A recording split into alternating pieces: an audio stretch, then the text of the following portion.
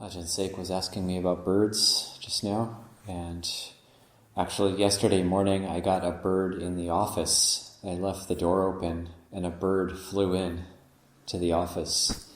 It was a towhee, and it was, I walked into the office and this thing was flying around in the office, and oh no, a bird in here, how am I going to get the bird out?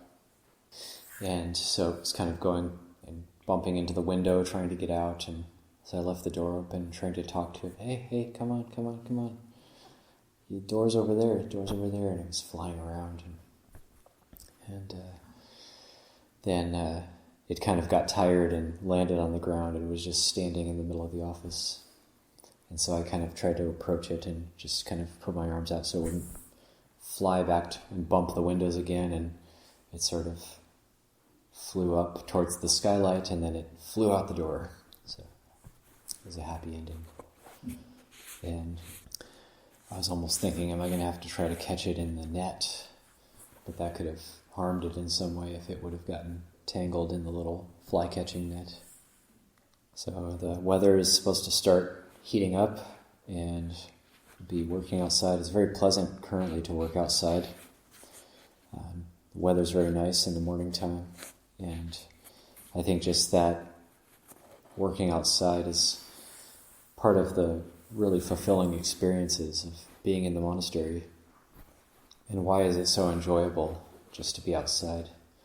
But the reason it's enjoyable is because we have sila, we have the quality of sila.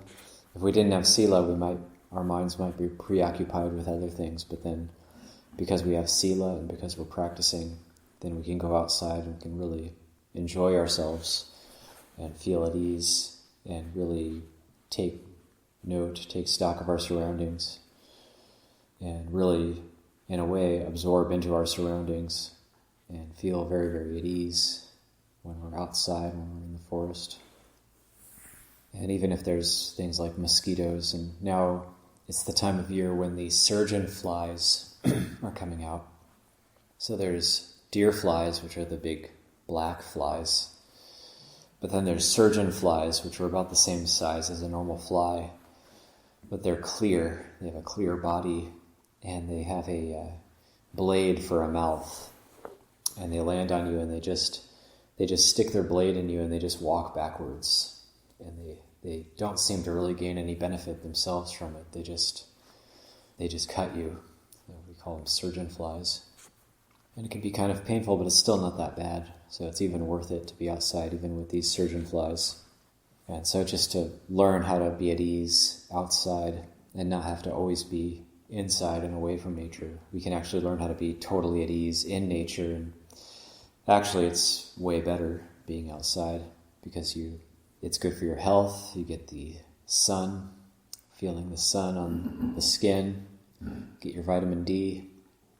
And then you get, if you walk barefoot, then you're electrically grounded to the earth. That can be very, very balancing. And the Native Americans, the older people, would like to just sit on the earth or walk barefoot on the earth because it electrically grounds their body. Of course, they didn't think of it that way. They just knew it felt good. It felt like a balancing. But that is what happens, is our body has static electricity that builds up in it, and that can cause inflammation, and if we walk barefoot on the earth, then that can help balance us out. So in a couple days, if our Anagarika candidates can get the chanting together, then we'll have an Anagarika ordination. So be learning the ropes of monasticism, and it's also an encouragement to learn how to be diligent. And just as an aside, we should definitely get their whites together today. It's getting down to the wire. So that could happen maybe after the meal or this afternoon. Or maybe sometime this afternoon, because Kieran will be a part of our meeting today. And we'll have another chanting practice at 5.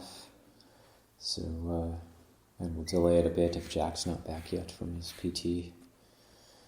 So yeah, just to try to work on the chanting at any open moment.